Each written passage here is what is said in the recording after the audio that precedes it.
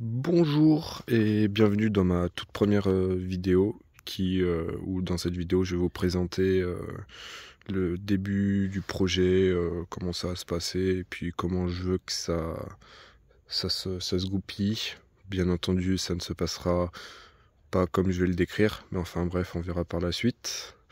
Donc présentation bref de la voiture. Donc c'est une Ford Escort XR3i de 87, donc je l'ai toute refaite, machin. Bien entendu, j'ai fait appel à un carrossier professionnel, ça se barre, machin, enfin bref. D'aspect extérieur, on pense qu'elle est propre, mais en réalité, c'est une merguez. Hein. Y a rien qui va sur chaque élément, il y a des défauts qui se voyaient pas. Enfin, bref, je ne referai plus jamais ça. Donc, pour vous présenter un peu le moteur, c'est un CVH 1,6 litre 105 chevaux, injection KK Jetronic. Bien sûr, ça ne marche pas. Actuellement, elle est en panne. Alors en fait, pour y expliquer un peu l'histoire de cette voiture, je l'ai achetée il y a bientôt 2 ans. Et elle roulait pas, il y avait joint de culage, joint de queue de soupape, elle n'avait pas roulé depuis 6 ans, elle était dans un état... Je vous mettrai des vidéos si j'arrive à en retrouver, mais il y avait de la rouille sur les bas de caisse, j'ai dû tout refaire pour la passer au contrôle technique. Elle est passée du premier coup, c'est un exploit. Après, petite révision, et puis j'ai bien roulé 1 an avec, oui. Donc j'ai roulé 1 an avec, où j'allais au lycée, puis après je montais sur Lyon. Puis l'année dernière, en septembre, la boîte de vitesse a cassé sur l'autoroute. Plus de 5, plus de 4, la 3 qui passait, je sais pas, elle passait une fois sur deux, et c'était un peu chiant à cause d'une fuite d'huile de boîte que je n'ai pas vue. Je suis allé récupérer une première boîte de vitesse que j'ai changée, sauf que Ford bien sûr c'est de la pure merde, et j'ai enlevé le cardan et le différentiel est tombé dans la boîte. Donc du coup j'ai dû rechanger une deuxième fois la boîte de vitesse en faisant gaffe cette fois-ci. Et puis j'ai recontinué à rouler l'année dernière et j'ai pas compris, début octobre elle commençait à me faire des ratés, et puis début novembre elle me faisait des ratés. Je suis rentré le vendredi, je suis rentré chez moi de Lyon, j'ai fait 50 km avec vitesse pointe 60 km/h, ce qui est vraiment très dangereux sur l'autoroute. Et depuis, je veux plus rien entendre, elle fait le même problème. J'ai changé tout ce qu'il y avait au niveau de l'allumage, au niveau de l'injection, ça m'a coûté une couille. Et même aujourd'hui encore, j'ai pas encore déterminé la panne. Enfin bref, ça va être l'objet d'un prochain objectif avant la prépa, enfin avant d'installer la prépa dans la caisse. Ça serait de la redémarrer parce que le contrôle est bientôt passé. Donc voilà, et puis maintenant je vais vous présenter un peu toutes les pièces que j'ai acquises avec le temps et ce que je compte faire au niveau de la prépa. Alors voilà le garage qui m'a servi pendant pas mal d'années quand même, à bricoler plein de trucs en tout genre, de projets inutiles et non aboutis. Et donc voilà le moteur qui va servir pour la prépa. Donc c'est identique, hein, c'est le même moteur qu'il y a d'origine, c'est un 1,6 litre CVH. Alors que celui-ci, en fait, la différence, c'est que c'est un carbu. En fait, j'ai pu trouver que ça pour une bouchée de pain. Enfin, je voulais pas mettre au-dessus de 500 balles pour un moteur qui allait probablement finir par exploser avec déjà 1000 balles de pièces dedans. Alors du coup j'ai trouvé pas très loin de chez moi un moteur carbu, soi-disant il a 50 000 km, mais je doute à peu près du kilométrage. Bon, je l'en veux pas parce que les compteurs c'est un peu bizarre chez Ford, c'est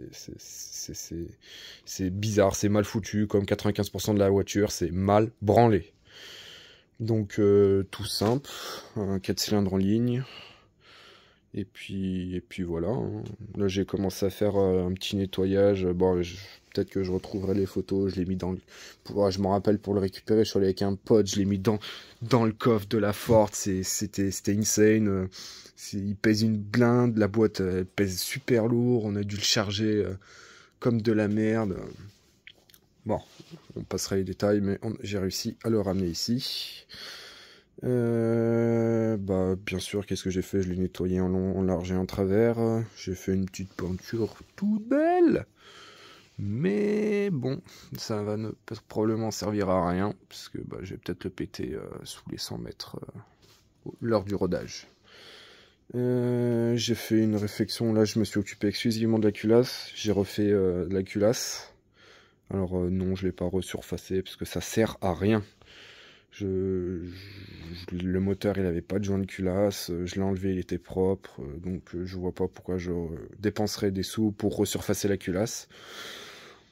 Donc voilà, j'ai refait les soupapes, j'ai rodé les soupapes. Par contre, la particularité de ce moteur en fait, c'est au niveau de l'arbre à cam, on retrouve une cam supplémentaire pour la pompe à essence manuelle.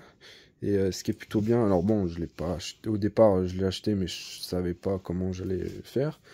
Mais en fait, cette cam va me servir pour le capteur d'arbre à cam, parce que je veux le passer en, enfin, j'aimerais bien le mettre en full séquentiel. Et puis j'ai regardé 2-3 personnes sur internet et sur le YouTube Game. Et puis j'avais une personne qui a utilisé la cam de pompe à essence pour faire le capteur d'arbre à cam. Donc je me dis bah nickel, j'en ai une, je vais en profiter. Donc voilà, donc tout simple. Si, à peu près ce que j'ai fait d'autres, mais bon, je pense que c'est inutile, mais c'est pas grave. J'ai fait une prépa à balle de golf. Alors ça sert à rien du tout, hein.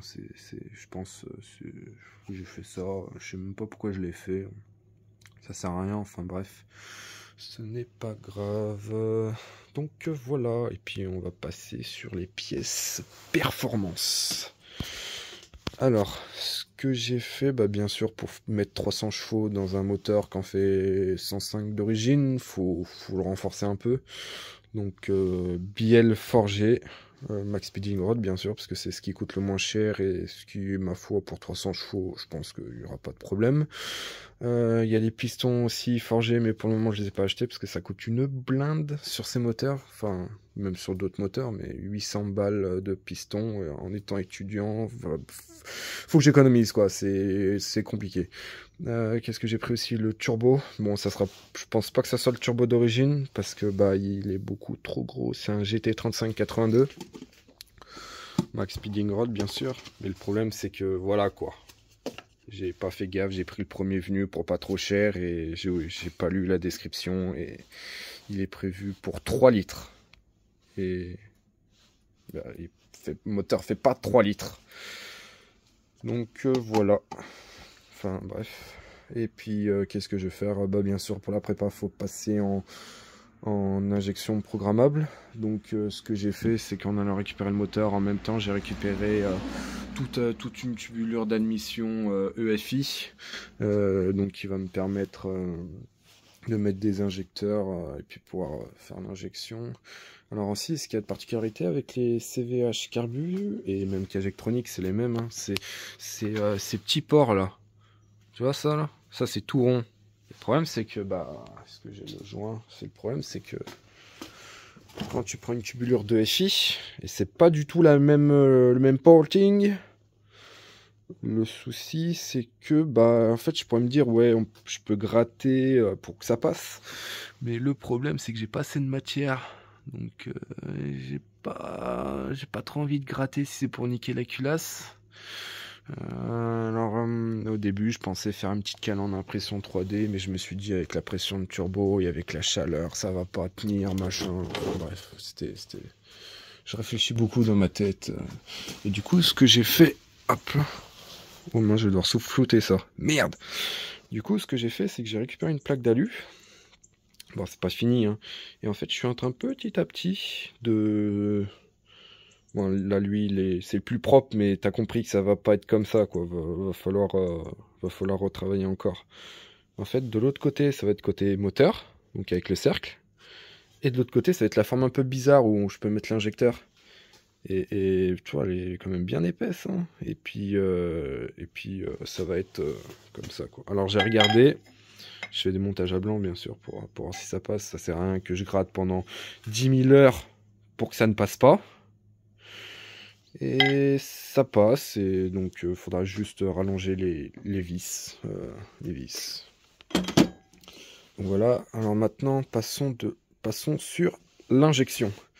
Donc j'aurais pu choisir les MaxEQ, tout ça, tous ces systèmes déjà préfabriqués où tu as juste à mettre dans la voiture, faire le faisceau et rouler jeunesse, faire la carto. Mais le problème c'est que ça coûte vachement cher. Tu te retrouves facilement avec 500 voire 600 balles de calculateur, voire plus pour MaxEQ avec généralement plus d'options, machin. Donc moi j'étais pas trop chaud de dépenser une telle somme. Donc ce que j'ai fait, c'est que j'ai acheté et fabriqué ma propre injection.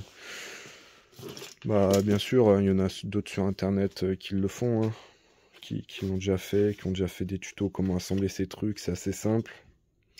Donc je mettrai des photos pareil, des photos qui montrent à peu près comment j'ai fait pour l'assembler.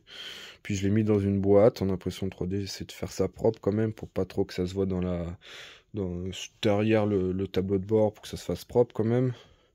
Et puis voilà, hein, bien compliqué. Là j'ai fait le petit connecteur. Alors lui je pense qu'il va changer, hein, parce qu'il me plaît pas trop, il est un peu moche. Même si j'ai quand même bien tressé les câbles, j'étais plutôt fier de moi. Je vous mettrai aussi une photo. Voilà. Mais ça peut changer, hein. Ça peut changer. Et puis après, bon, bah pour le moment c'est un peu en stand-by parce que je vais faire plusieurs commandes là de connecteurs. J'aimerais mettre un connecteur dans la baie moteur circulaire, un peu des trucs comme les voitures de compète où tu as juste à enlever un connecteur et t'enlèves tout ton faisceau moteur. C'est comme ça fait propre, ça fait propre quoi.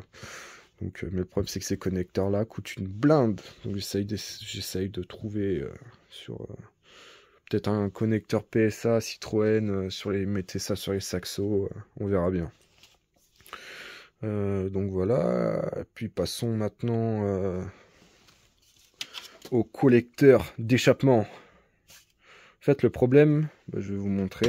Attendez, je vais vous montrer. Le problème, c'est que si je veux mettre un turbo ici, je vais vite être limité par le radiateur. Alors, il y a une version qui existe avec turbo, c'est la Escort RS Turbo, mais c'est un turbo qui est plutôt petit et le collecteur en fait il fait un truc bizarre et ils ont réussi à le caler là. Mais moi avec le turbo que j'ai et puis même si je passe sur un plus petit, un T04E là, bah ça passera pas, à part si le radiateur je le modifie, mais ça va foutre la merde, il va falloir que je modifie des trucs et j'ai quand même envie que je puisse la remettre d'origine si des fois que je me fasse contrôler avec la prépa et on sait jamais. Donc au début ce que j'ai fait c'est que j'ai voulu mettre le turbo par là, mais en fait même en le mettant par là il me manquait de la place. En fait je vais vous montrer, hein. En fait j'ai réalisé comme une maquette en impression 3D, un collecteur avec des coudes que j'ai trouvé sur internet qui se vendaient à l'unité. Donc j'ai pris les dimensions, je les ai remodélisées et puis mince, moi je l'ai pété, c'est pas vrai. En fait, il se mettait comme ça. Ouais. Mais en fait, même comme ça, ça passe pas. Donc du coup, ce que je vais faire, c'est en fait, je vais complètement refaire le collecteur. Pas en impression 3D parce que ça va me prendre trop de plastique. Mais je vais faire un système qui va venir sur la boîte. Comme les R5 turbo, ce genre de montage là.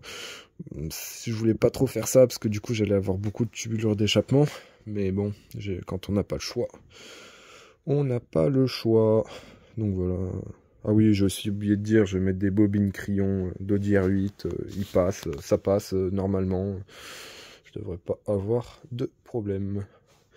Oui, bon bah je pense que c'est tout bon. Après la boîte, tout ce qui est boîte, cardan, pour le moment ça va être d'origine. Au début, on fera pas de lunch, et puis quand on voudra péter la boîte, ben, on fera 2-3 lunchs. Voilà. Système d'embrayage, bon, ça, après ça se trouve, hein, RS turbo, machin, vilebrequin, volant moteur équilibré, ça, de toute façon, ça c'est même obligé quand tu fais une prépa, hein, c'est obligé. Et bah voilà. Donc, je pense. J'ai tout dit. Donc c'est plutôt un projet qui va être perduré sur le temps. Là, ça va faire depuis cet été, donc ça va bien faire ouais, 6 mois que je suis dessus. Après, ce qui prend le plus de temps, c'est vraiment réunir toutes les pièces, parce que ça coûte vite cher. Puis je pense de toute façon, dans la prochaine vidéo, vous allez voir, je vais peut-être essayer de me démerder pour bah, acheter les pistons, équilibrer le vilebrequin et le volant moteur, et puis faire un assemblage complet du moteur.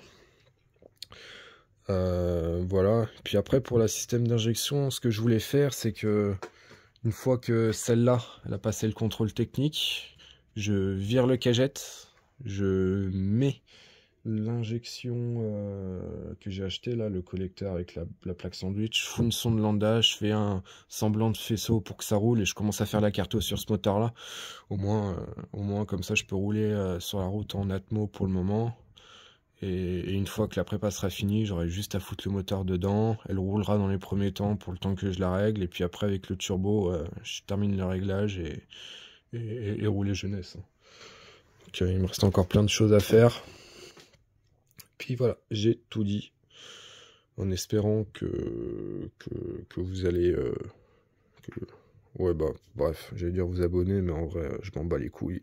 Faites comme vous voulez. Voilà. Je pense que j'ai tout dit. Je vous souhaite une bonne journée et salut!